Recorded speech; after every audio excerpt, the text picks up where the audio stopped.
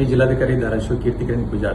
मागच्या 2-3 दिवसापासून आपल्या जिल्ह्यामध्ये पेट्रोल पंपवर गर्दीची काही इन्सिडेंट्स तसेच काही पेट्रोल पंपमध्ये डिझेल विशेषतः याचे इंधन संपल्याची गोष्टी आमच्यासमोर आली होती आणि याचा आपण आढावा घेतला असता सलग सुट्टीचे दिवस पण होती.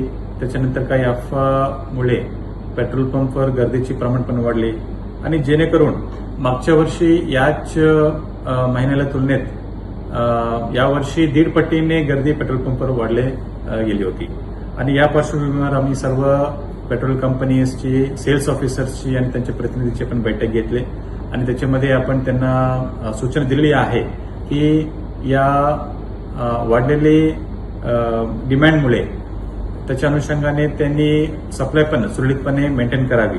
त्यासाठी त्यांच्या सर्व्हर पण त्यांच्या प्लांट्स आहे ते अतिरिक्त 2 ते 3 तास एक्स्ट्रा चालवून ते पेट्रोल आणि डिझेल पुरवतात आणि याच धर्तीवर आपण पुन्हा आमच्या सर्व तहसील कार्यालयामध्ये सर्व आमच्या पुरवठा पथकाला पण आपण तैनात केलेली आहे.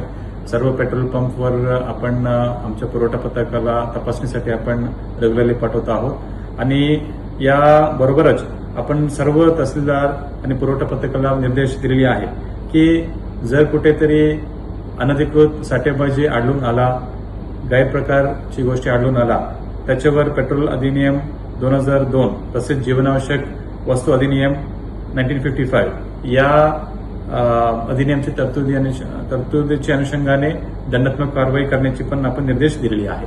सो त्यामुळे आपण सर्व नागरिकांना आवाहन करू इच्छितो आपण कुठल्याही अफवावर आपण विश्वास ठेवू नये.